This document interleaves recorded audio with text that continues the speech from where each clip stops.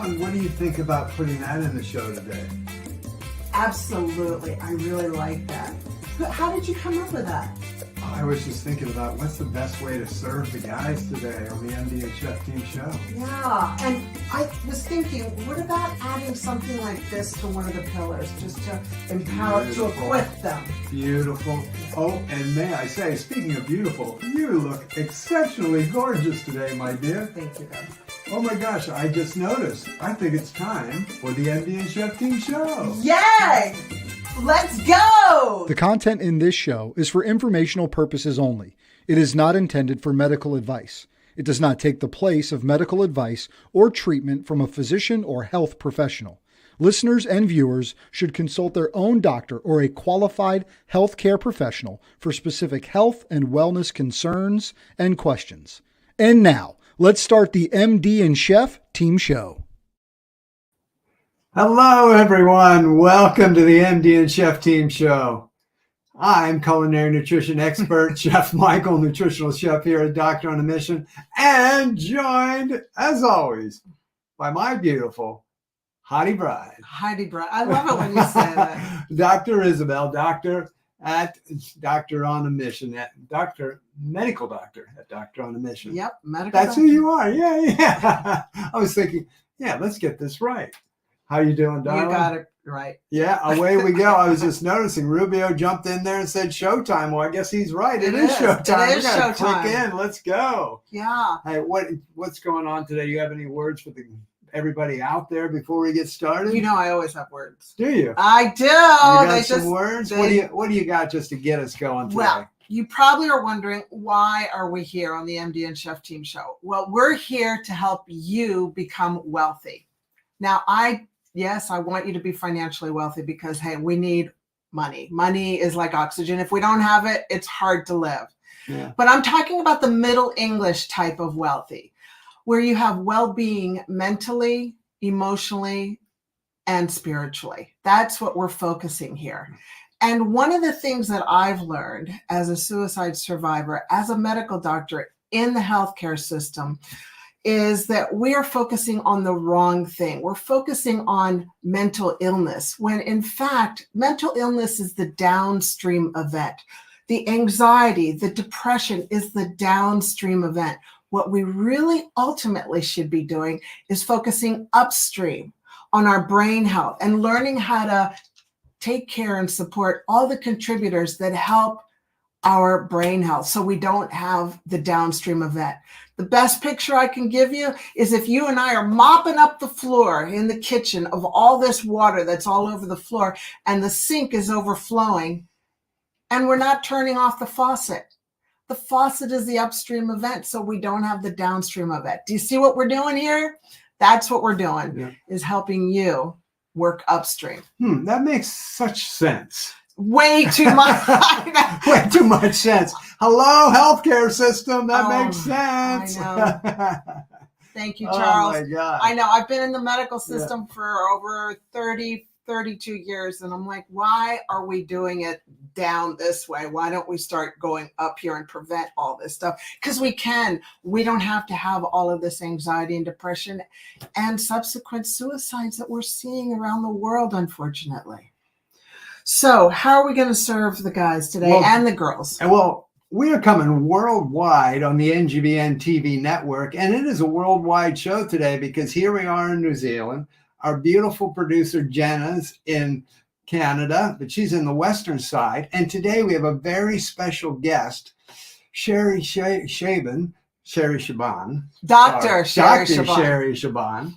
And she's in Montreal, Canada. And so let's take a look at the schedule today because we're going to be talking about holistic approach to transforming your mind and body with Sherry. She's an expert in this area. So we're going to talk to Sherry a little bit about where do we start, because sometimes people get confused. Well, if we're transforming, what do we do? She's got an amazing saying, an amazing website. She talks about peace with food. And I want to find out a little bit about how do we do that? How do we have peace with food? Because there's so many eating disorders and so many things going on out there. Remember, questions and comments are open the whole time. And later on, you'll want to stick around because Sherry's going to give us today's big take home. And then after that, I'm going to get into our relationship chat. I'm going to talk about dads and men's self-worth. I'm going to continue that because it's a very, very important session. And Isabel's going to finish us off with an empowerment conversation. With an empowerment conversation. For you to take off with. Yes. So let's now bring on our very, very special guest, Dr. Sherry. Here she comes. Thank you, Jennifer. Hi, Sherry. Good to see you. Nice to see you. And you guys are like the cutest ever. I'm watching you backstage, and this is like goals, by the way. Oh, thank you. And I can see you were in the green room, right? Right there, you can see it. Sherry's Yeah. in the green room. I love it. Fall in love with fitness. Oh my gosh, we're definitely going to have to talk about that statement along here. Because I want to let you know, Michael and I are committed to live to be 100 years strong, toned, healthy, sexy until our last breath. But we know we got to do the exercise. And I want to let you know, I don't always love exercising, but I love the end result. And I know we're going to talk about that, right? Yeah. Right. Yes. You're going to help us all how to fall in love with fitness. Absolutely. Yeah. And falling in love with fitness is really about falling in love with yourself and falling in love with the process of just showing up for yourself. Because most of us view health and fitness or changing our nutrition or starting a new exercise routine as a form of punishment, because we're not feeling okay with who we are and how we look and maybe what our physical body looks like. But learning to love the journey is really that key to success, especially long-term. Awesome. Absolutely. Now, Sherry, do you mind if I read your bio just to introduce you? Because I know we've already taken off. Everybody's going to learn about you in this show, but I'd like to just read your bio just to set it up a little bit, just so they know about you. So Dr. Sherry is an osteopath, an anti-diet, health, and life coach from Montreal, Canada. She's the founder of the Fall in Love with Fitness podcast, the Hit Dex app, and the Make Peace with Food. Yes, Make Peace with Food. I love that. I love Make Peace with Food. Such a great saying. And that's being a leader in anti-diet approach that rewires the brain's relationship with food to naturally release body weight struggles forever. Wow, what a great, great concept. What a great mission. She's got 23 years of experience, over 23 years of experience in the fitness industry. She's a renowned expert in the most challenging weight loss cases. We'll be talking about that too. And has helped thousands of people worldwide transform their health and fitness using her revolutionary method to rewire the brain. So important, that brain health.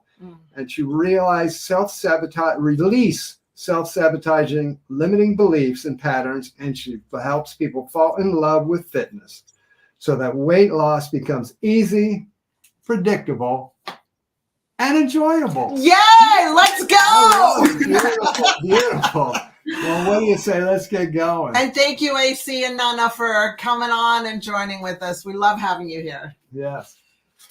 Okay. So do you have any questions to get this going? Do I have questions? Oh my gosh. I have questions. Sherry, when you and I were talking before we got together on this and decided, yeah, let's do the show, you had told me you had had some difficult cases. But before we begin with the difficult cases that you've helped overcome and get over the finish line, can you share with us your story with your health? Because people like to know that you've had to overcome stuff. They just feel like you can really connect more. I mean, haven't you just been like healthy and happy since you were 16 and it was all good and it's all just been easy? Oh yeah, absolutely. All genetics, all natural, no effort whatsoever. And I love that you bring this up because a lot of times from the outside, when we see a person and we kind of watch their behavior or their progress, we feel like it did come naturally for them and they never struggled and they never really had any issues achieving the results that they did. Well, the thing is with me is growing up, I was super involved in sports. I was a child athlete. I was competitive and I always competed against the boys. I wanted to do more push-ups than them. I wanted to run faster than them. I was such a tomboy. And so that was my childhood. I was a competitive swimmer. And by the time I got to high school, I was now a varsity athlete. I was a varsity volleyball player and basketball player and track and field. And again, that's how I always viewed myself. That was my identity up until I was I was in high school. I was 16 years old, and I was actually living in Lugano, Switzerland at the time. I was in boarding school, and I went downtown Lugano, Switzerland with my roommate to buy Pearl Jam concert tickets. And we bought the tickets. We even stopped by, got some groceries, and then we were trying to run to catch the bus. And I see the bus taking off in the station. So I run as fast as I can, cross the street. I didn't see the car coming, but next thing I know, I'm waking up in the hospital. And my poor roommate watched all of this. She saw me get struck by a car, saw me get dislodged all the way to the other side of the sidewalk. And when I woke up, I thought that the major damage that I had were the abrasions on my face. So my face was super scratched up. And I was a little bit sore, obviously, from getting hit by the car. But I went back to basketball practice. And a couple weeks in, I started to feel a lot of pain in my glutes. And I thought that was soreness. It had been a minute since I had taken some time off. But then it progressed down my leg, and it started to get more and more intense.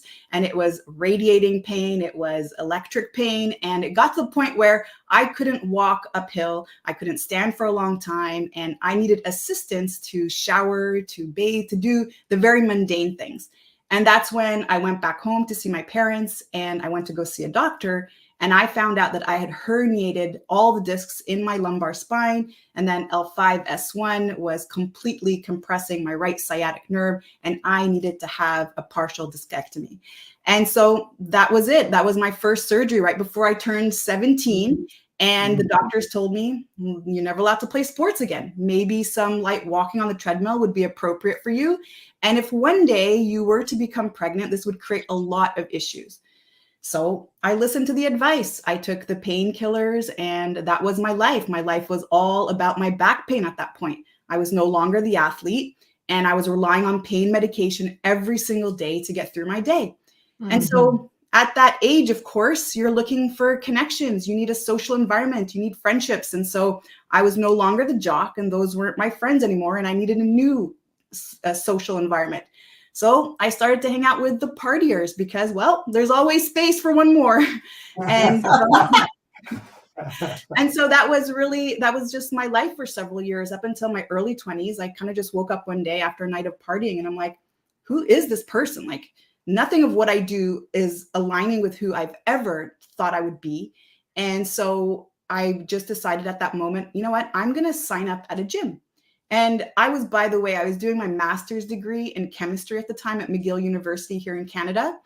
And so I signed up at the gym. And for weeks and weeks and weeks, I just imitated people around me. I would see them doing an exercise. I would copy it. I didn't even know what it was for or what it was supposed to do. It just looked like I should do it. And I stayed consistent for months up until I realized that my pain was actually going away, and I was able to come off the Celebrix and the naproxen and all the medication that I was taking and the Lyrica. And then eventually I purchased a treadmill, and then I started to run 5 minutes at a time.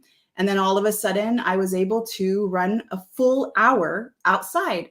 And that's really that turning point for me in my life. That's when I dropped out of my master's degree. My parents freaked out, and I decided I was going to fully immerse myself into the fitness space, and more specifically, really try to learn everything I possibly could about the human body, anatomy, biomechanics, nutrition. And so I went back and I studied exercise science. I became a certified athletic therapist, and then eventually even became an osteopath. And of course, the journey still continues. But what I want to share around that story is really that when we are so connected with our body, when we're so connected with what resonates with us, what feels so aligned with us, anything is possible. And I truly believe we all have an obstacle. We all have an obstacle. We have something that stands in our way, whether that's a physical injury, whether that's a dis-ease that we're struggling with, whether that's even a struggle with weight loss or a limiting belief. We all have something to address. And if we truly know self, if we truly know what feels right for us, then we can say, yes, we can take action and we can overcome anything. Nice. Absolutely. Yes. Thank you so much for Thanks sharing. for sharing. Yeah. Now hold that thought, Yeah. because we're going to have to take a short break.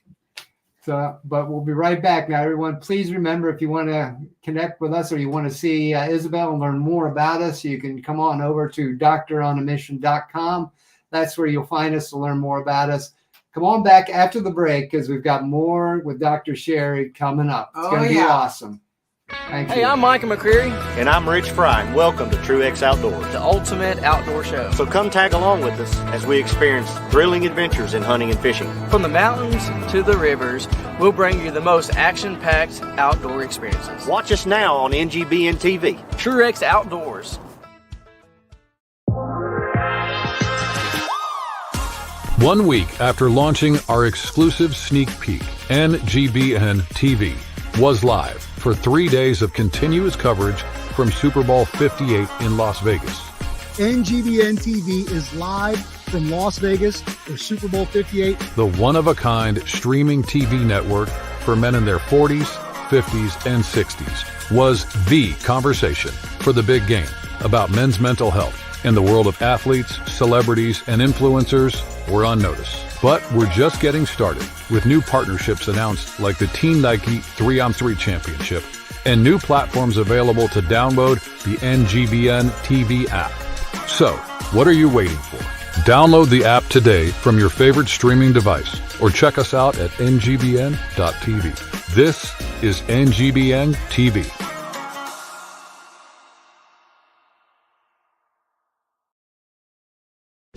Hey, it's AC of AC Sports Live, an interactive sports talk show where your comments are part of the show. Every show we focus on the sports stories of today, with commentary on sports takes, My 2 Cents, which is a reaction to my social media feed, Sports Flicks, where we take a look at sports movies and give a quick review.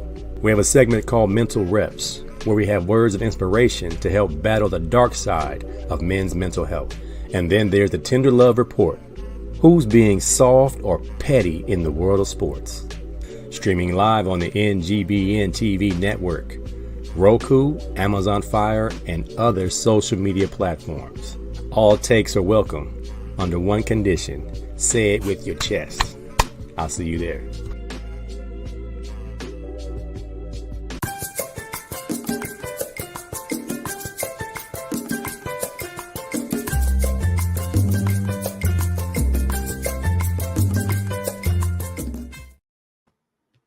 Welcome back, you healthy brain enthusiasts, to the MD and Chef Team Show on Doctor on a Mission. And today we're talking with Dr. Sherry. Sherry, thank you so much for sharing that story. I wanted to ask thanks, Alex. Hi, Rubio. Oh, did you? Pearl Jam is phenomenal. He wants to know if Pearl Did you Jam make the was- concert? I did not make the concert. I did not that year. I ended up going a few years later, unfortunately. Of Okay. course you did. Yeah, I was wondering. You're a go-getter. Probably not that one, no.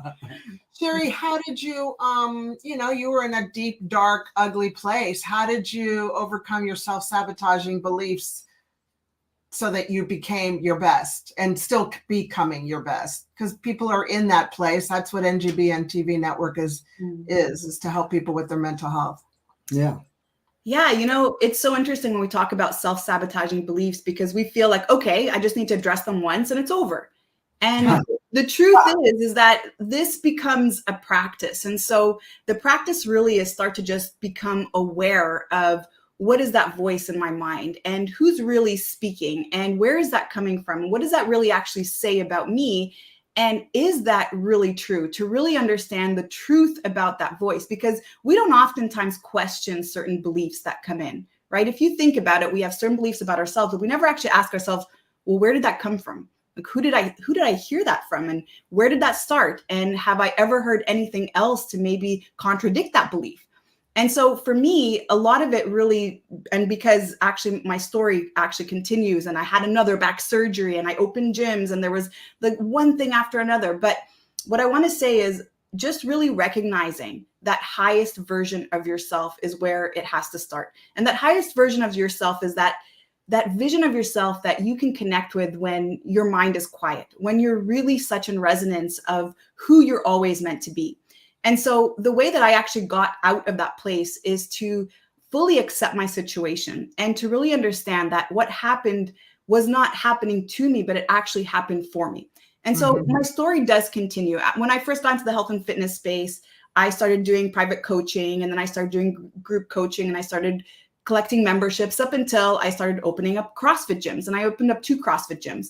And when I opened up my first CrossFit gym in 2012, just with all of the moving and the painting and the sandings of plyometric boxes, I actually ended up injuring my back one more time. And I ended up having to have an emergency surgery. I had just finished sanding a plyometric box. And then as soon as I stood up, I collapsed to the floor and I was rushed to the hospital. This was on a Wednesday and I had surgery on the Friday, and I was 2 millimeters away from cauda equina syndrome, which is a full central compression of that bottom part of the spinal cord, which obviously could result in a lot of major issues later. And so like paralysis, everybody, from the belly button down, just so you know. Yeah, paralysis and having to be in a diaper likely for the rest of your life. And so a lot of complications. And I just remember feeling so sorry for myself. I remember just feeling like I was such a victim of my circumstances. I was always asking myself why this happened to me. And if this hadn't happened, I would have been this, and this would have happened. I would have been, and I would have, and so many wouldas and couldas and shouldas. Yeah. Until I started to really start to see people coming into my gym. These were moms. These were very, very busy professionals, and they were making the time to commit to themselves. And I have to be honest, it was actually them who inspired me. And so a big part of really pulling yourself out of that place of darkness is who you're surrounding yourself with. And when you surround yourself with inspirational people who are doing the things that you want to do, or maybe have already done the things that you're trying to do, that's really the most powerful form of leverage. And so that's what it was for me. And the moment I embraced my story, the moment I embraced my back condition, and I actually started to get more creative around what I could do versus what I couldn't do, that really changed everything. And so there has to be that level of acceptance that we have to actually embrace, and then start to understand that we all have a story. And the moment that you embrace your story and you accept your story, and more importantly, you share your story, which I was so resistant with for so long. I felt so embarrassed, actually. I remember I would go to social events, and when people would ask me, what do you do for a living? I didn't want to tell them I was a coach. At that time, I could barely even demonstrate a squat. It was so humiliating to even say that I was in that space. But the moment I actually started to share my story, that's when I really started to make the biggest impact, because there's this resonance that you can have access to when you start to share the struggles that you've gone through, because we all have that struggle, as I was sharing earlier. And that's really the way that we pull ourselves out of that darkness, is who are we surrounding ourselves with? And are we able to get from this happened to me to this happened for me? And now when I look back at my life, it's so clear that all of this had to happen for me to even be on a show like this to share my story. And so that really is the power of acceptance, and really being able to share that part of you that is so painful, and that part of you that oftentimes we're so ashamed of. Oh, how can we relate to that? Yeah, no, So we understand. You're absolutely bang on. I mean, I know for Isabel and I, same thing there too, is coming out and sharing your story, things that have happened to you. And so much about what you were saying there is that kind of, woe is me, how did I get here? Oh, if this would have happened, oh, if I'd have gotten that break, and the whinging and whining that you can get into, and you can get into that trap, that mental trap of just staying stuck in that. And Right. as you said, once you kind of realize, wait a second, this has all been good for me, because I'm going to grow through this, and I'm going to take all this and use it as this rocket ship to launch me out into the world and really make a difference in, as you're doing out there, understanding that being transparent about your story is making you so relatable to people, because they can say like, oh, well, look at you, you're in shape and you're doing great and all fitness and this. Oh, wow. Okay. So you've been through junk too. Oh, okay. Yeah. Yeah, and that's the great part about what you're doing and sharing your story like that. So kudos to you for opening up and putting it out there.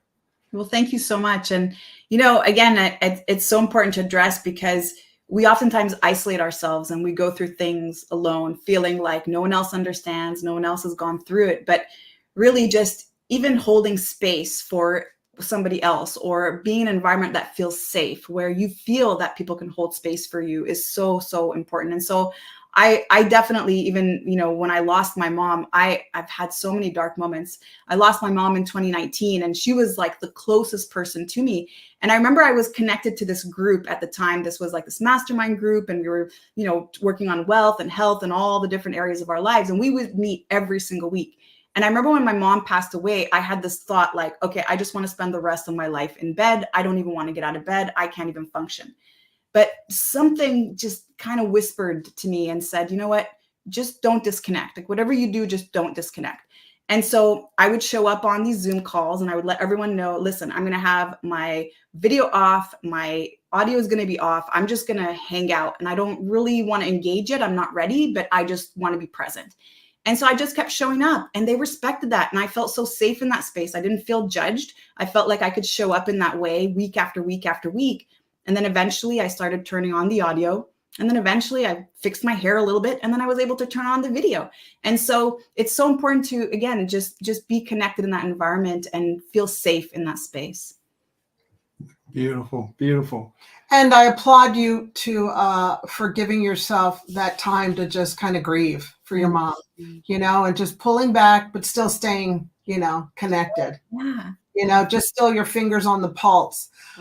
So thoughts, what do you do? What do you say to yourself when you start having these not good thoughts?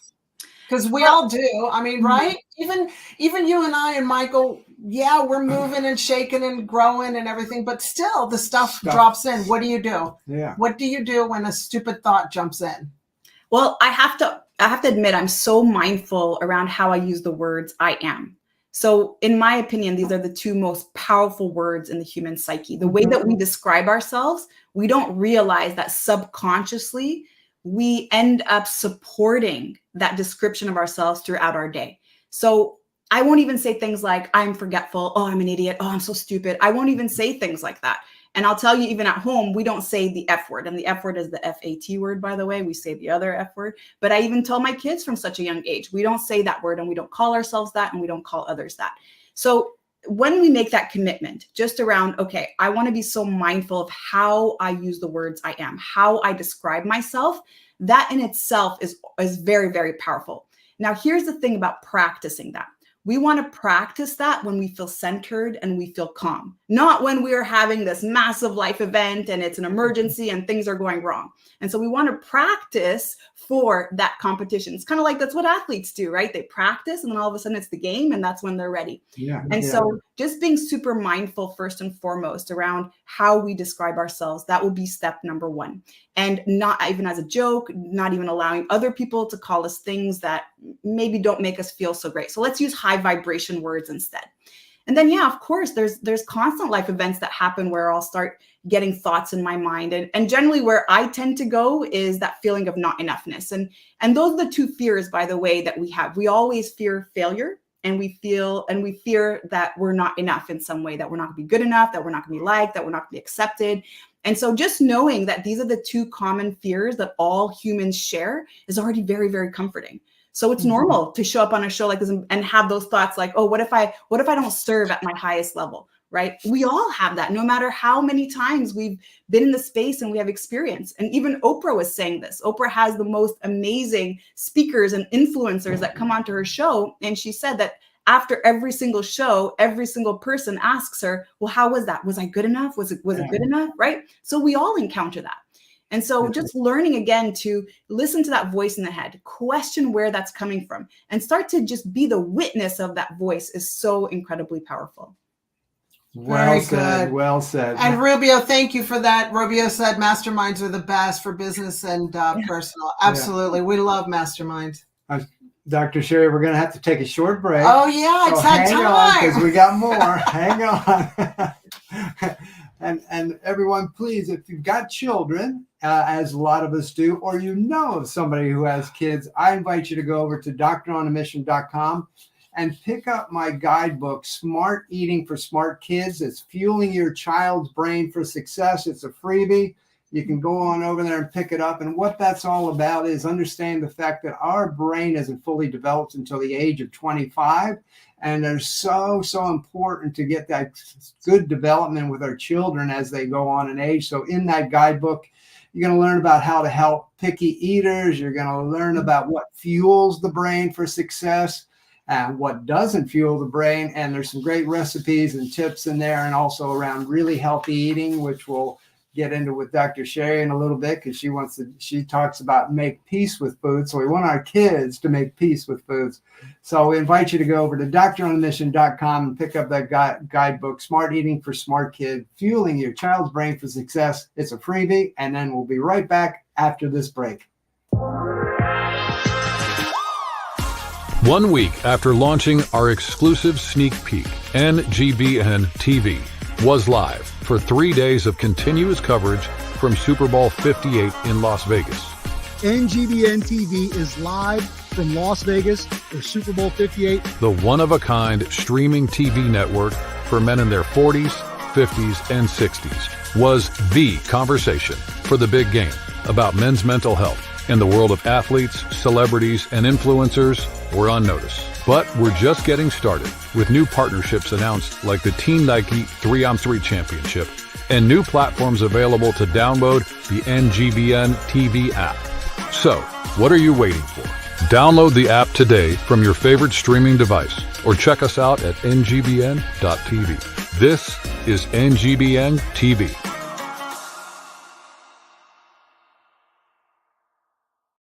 Does life feel heavy at times? Does it feel like you could use a little more hope and encouragement? Hi, I'm Janine Lindquist, host of The Look Up Show on NGBN TV. Tune in for insights that I'll be sharing to educate, encourage, and empower you to be your best self. You'll find that as you heal from the wounds of your past, that your scars and challenges can be something that propels you forward instead of holding you back. So join me on The Look Up Show as I give you some things to think about and leave you with something to smile about.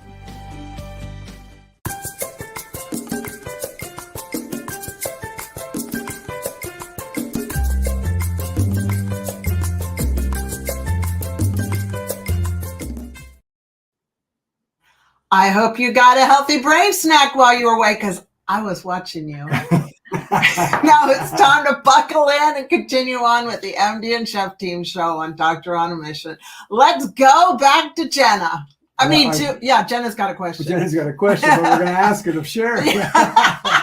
It's live. Yeah, we're live. So Sherry, Jenna has a write-in question, and she was just wondering, because there's so much fitness word out there, influencers, people coming at people. And with your business, what sets you apart? What's kind of your mission and your goal, and what you do with your fitness business and your way of doing it? So it's very similar to what Dr. Isabel was sharing in the beginning around turning off the faucet instead of mopping the floor.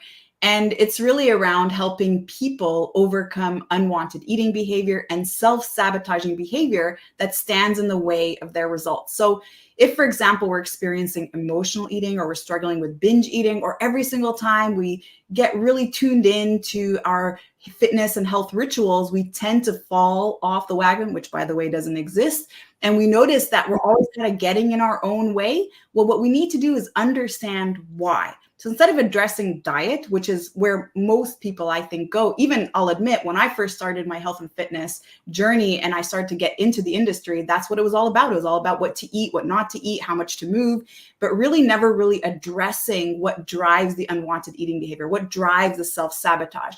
And so by addressing that, then the struggle with weight is no longer an issue. The struggle with food is also no longer an issue. And so that kind of brings us to one of your missions, is make peace with food. Can you give us just a couple of things of what do you mean by that, and how do people of all ages, I mean, as we can tell in society, a lot of people are struggling with making peace with food. Help us with that, please. Right.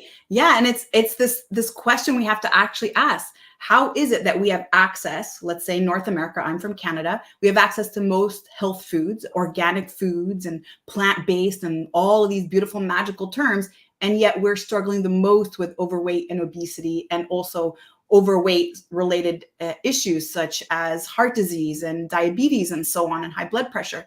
And so the thing is that we're told that we're supposed to be eating a certain way, and we're always looking for this magic pill and getting further and further and further away from what the body actually needs in terms of nutrients. And what we end up eating mostly, even if we are on some sort of diet or some sort of health plan, is food-like substances versus real food. And when I first started in the fitness industry, I remember that, yes, at first I started working out and really wanting to get strong, because my goal initially was to be independent, to be autonomous. I didn't want anyone to help me go to the washroom or help me go up the stairs or shower. And really my goal was strength. But of course, because I was in the space, now I had to learn about nutrition. And so when I first started, everybody was talking about calories and counting calories. And so I jumped on that bandwagon. I also started counting calories. And my goal actually at the time, I wasn't trying to release weight. That wasn't even, again, a goal of mine. My goal was to be strong and pain-free, but I needed to learn about nutrition. So I started counting calories. And then after that, everyone was talking about the low-fat diet. So then I did the low-fat diet. And then this guy named Atkins came out, and now he's saying fats are good. I'm like, all right, cool. There's science there. And remember, I'm a science geek. I've got the biochemistry background and the chemistry background. So it all made sense. So then I went into that. And then I opened CrossFit gyms. And then everyone was talking about eating like a caveman. So then I became paleo. And then everybody was talking about the zone. And then I did the zone diet. And then everyone was talking about macros. And then I did my nutrition degree and learned about macros so that I could teach my clients. And so it was on and on and on and on. And I have to admit, even me, the scientist, I was very, very confused, because there's scientific backup for every single diet. And that's how we should eat. Every single person is claiming that's how we should eat. And so no wonder why it's so confusing for people. And so if I was confused, it was so obvious that everyone else was too. And then it started to feel very uncomfortable. I actually started to feel very anxious about food, because my food rules kept changing every single week. This week I'm eating carbs. Next week I'm not. Now we're doing this. Now I'm not doing that anymore. And so I started actually noticing that I was polarizing food. I was adding an emotional charge to food. This food is good. This food is bad. When I eat this, I'm good. When I eat that, I'm bad. And now I feel shame and guilt and a lot of self-doubt and frustration when I eat these bad foods. And so I actually started to develop an unwanted relationship with food. I started actually to develop a disordered relationship with food. I was binge eating on the weekends, because during the week I was overly restrictive. A lot of foods were really bad. I was so strict and very, very, very rigid. But then on the weekends, I would find myself going to a completely different grocery store where my clients wouldn't see me, to buy the foods that we say we don't eat and then have them. And so as you can see, there's this internal sort of disalignment, because I don't feel like I'm being authentic. I don't feel like, even for my own self, I'm being authentic. And so that's actually for me where this all came about. And as I started to explore a way for me to start to feel more comfortable and relaxed around food, and yet still focus on health at the same time, what I started to realize is that most people who've been struggling with their weight for a long time, it wasn't because they're lacking discipline or motivation or that they didn't want it bad enough. It's because they were very confused and they had a disordered relationship with food. And so make peace with food is really learning how to be okay with all food, to have all food be morally equal, that there's no difference between eating a piece of chocolate morally and an apple, for example. That doesn't make me feel like I'm a good or bad person, and that my value is not attached to either of those foods either. So really coming to that place where you can first start to release the judgment. What ends up happening is you learn how to listen to the cues that your body's giving you. And that's called intuitive eating, where your body now is starting to tell you what it needs at the time that it needs and the quantity that it needs. And we're born actually with this appetite control, where we actually ask for food when it's time to eat. And once we're full, we stop eating. But when we over diet and over restrict, we override these cues. We no longer know whether we're hungry or whether we've had enough, because we're following an app, we're following a meal plan, we're just weighing out our food, and we're not actually listening to the body. So making peace with food is allowing ourselves to feel relaxed around food. We release the food obsession, and then we start to call for the foods and choose the foods that our body recognizes and desires for maximum nutrition. Excellent. What a great place. That's such a good landing place, to be. Yeah. Yeah, I love that, because I talk about that so much with, Isabel and I, when our clients come to us, so many, at least 9 out of 10 people, they're confused. Very. Oh, I was doing this, and now you're saying this. Well, I went to this person and that person. They told me this. They told me that.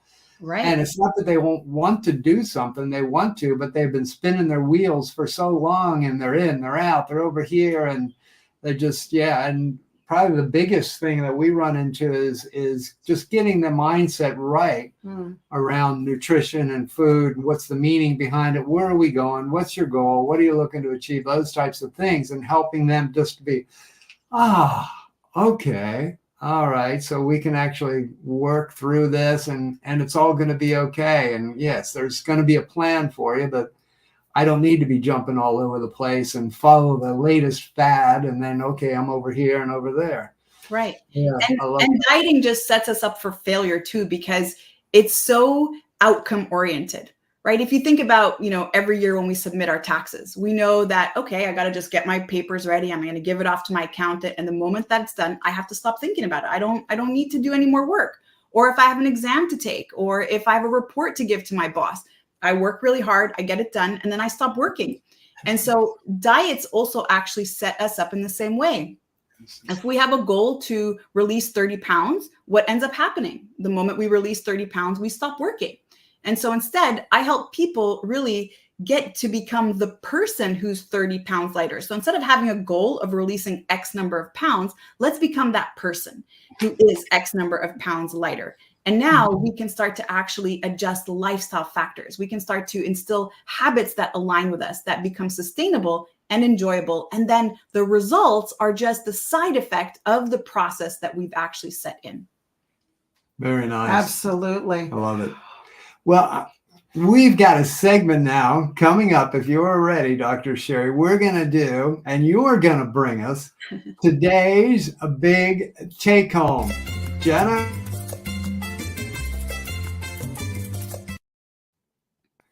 All right, Sherry, what do you got for today's big take home? So first of all, it's never too late. No matter where you are right now, no matter how long you've been struggling, it is never too late to start. And the second thing is always focus on consistency first before adding intensity.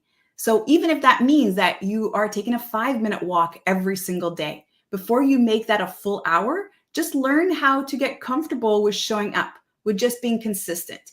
And finally, the most important thing is that to make sure that whatever you decide to commit to is something that is enjoyable. Because if it's enjoyable, then you're going to continue to do it, and it's going to become sustainable for you. Very good. Very good. I love it. And where can people find you?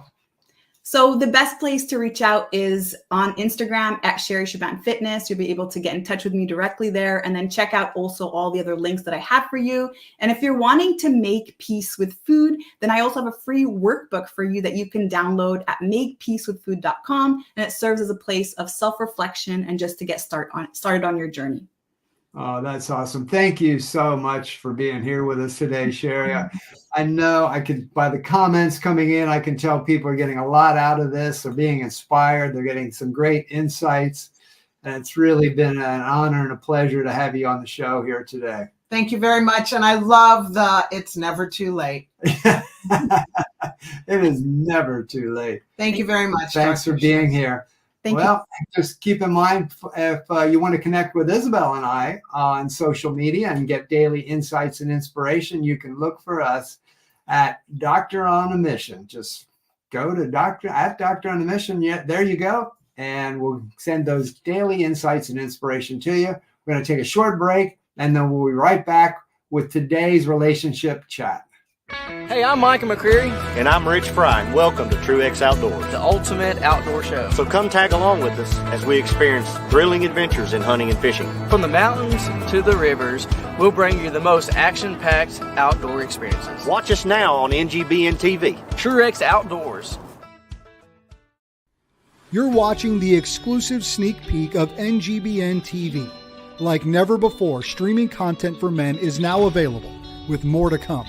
Join us on this journey as we introduce you to content creators and shows that are here to inspire, educate, entertain, celebrate, and support men in their 40s, 50s, and 60s. We can't do this without you, so please enjoy this sneak peek.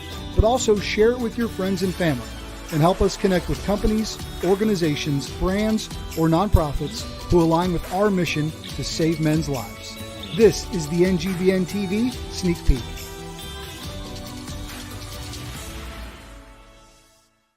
What's up? My name is Chris Rubio, and I'm the host of The Rubio Method on the NGBN TV network. Focus. Focus up. Long snapping and life are very, very similar. We have a great show that's going to educate you, inspire you, and most importantly, entertain you. I say most importantly because that's what I really want to do. And we're just kind of going on this journey together. And I'm going to make sure as we go on this journey together, you're going to have a good time while doing it. So check out The Rubio Method on NGBN TV.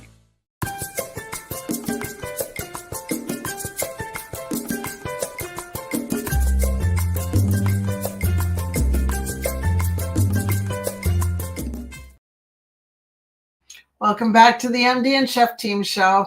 We're going to talk with our beautiful, handsome Hunka-Bunka. Well, he's my beautiful, handsome Hunka-Bunka husband, Michael.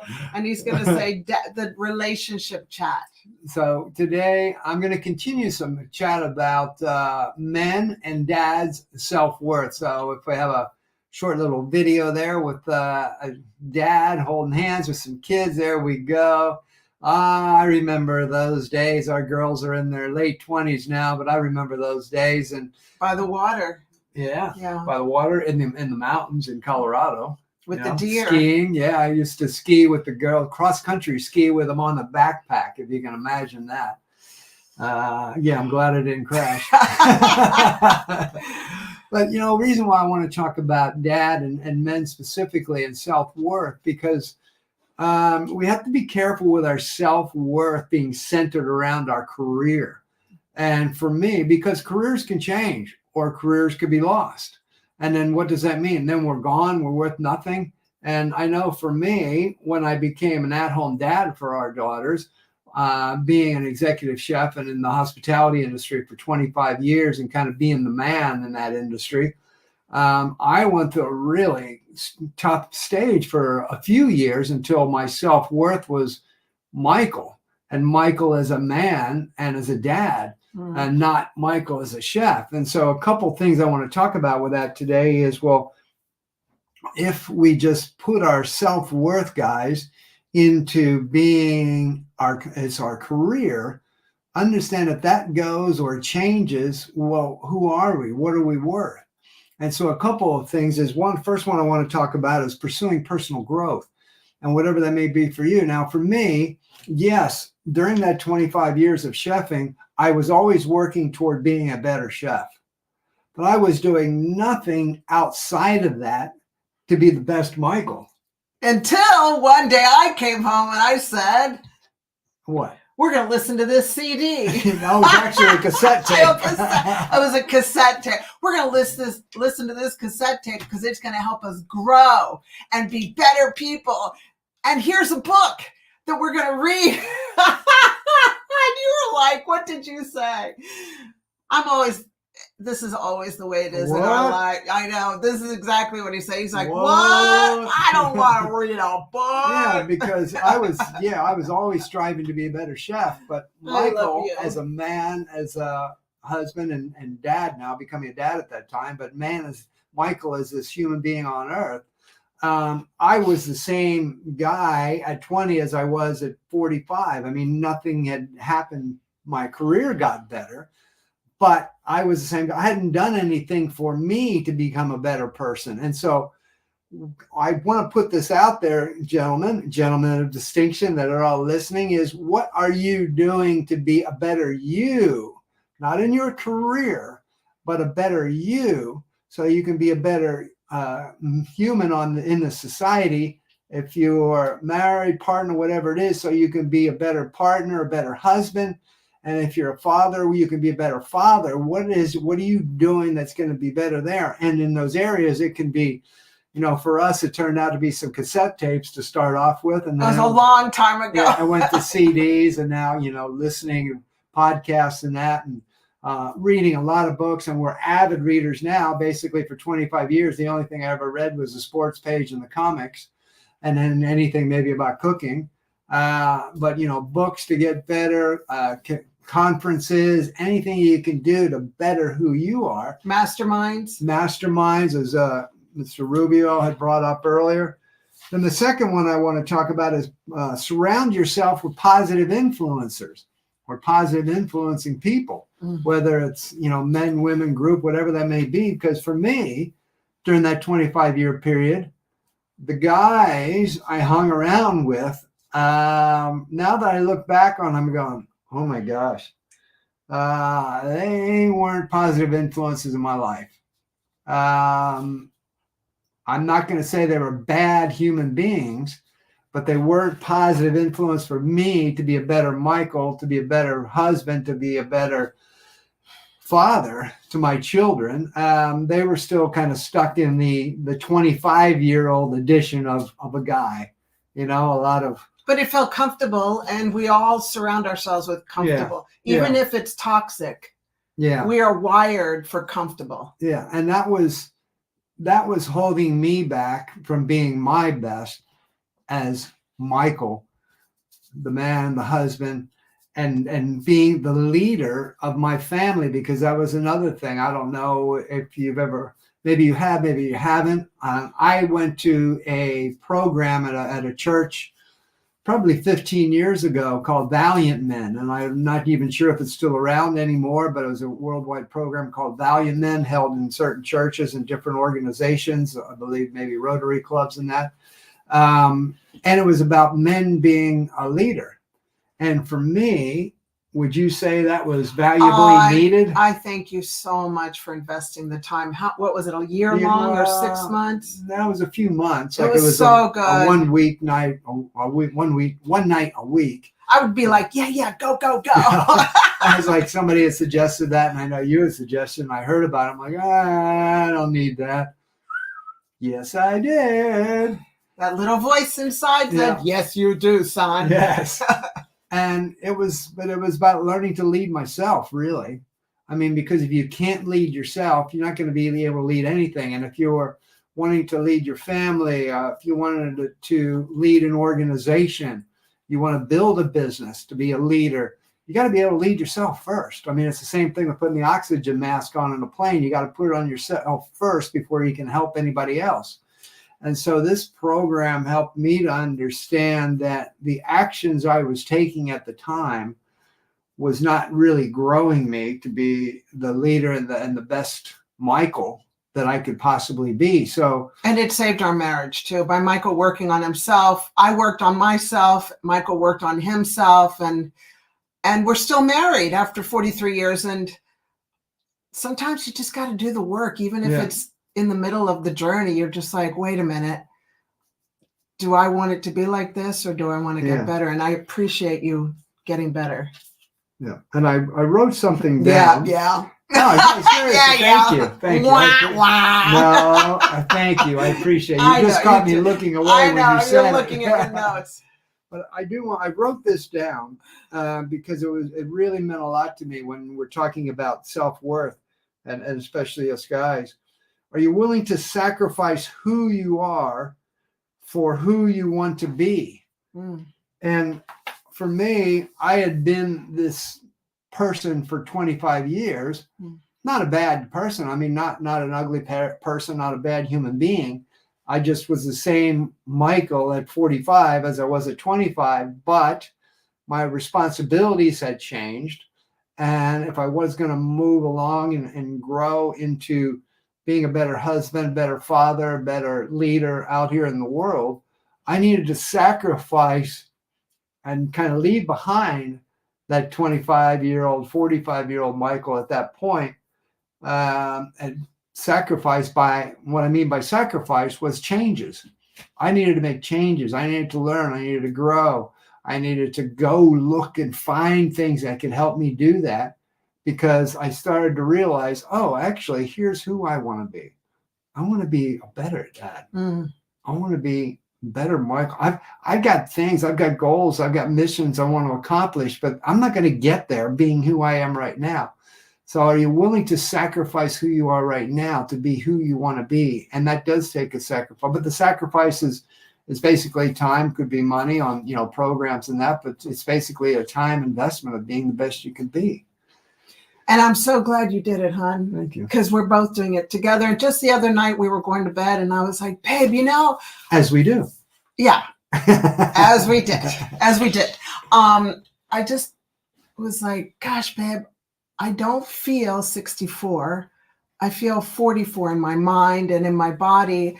And Michael said the same thing. And I go, I really believe that we're just getting started. Mm-hmm. After everything we have been through, and you have no idea, there's more to this story, but we'll share it at the appropriate time. I just feel like, wow, we have fallen so many times and gotten back up. Yeah. And I wanted to leave the listeners with just what, like Sherry had said, it's never too late. Yeah, it's never too late because at 64 and 66 now, We're we're at our best, just getting started. And that's not about us. It's just that we were willing to sacrifice who we used to be, both of us, because we had started to see a vision of who we could become.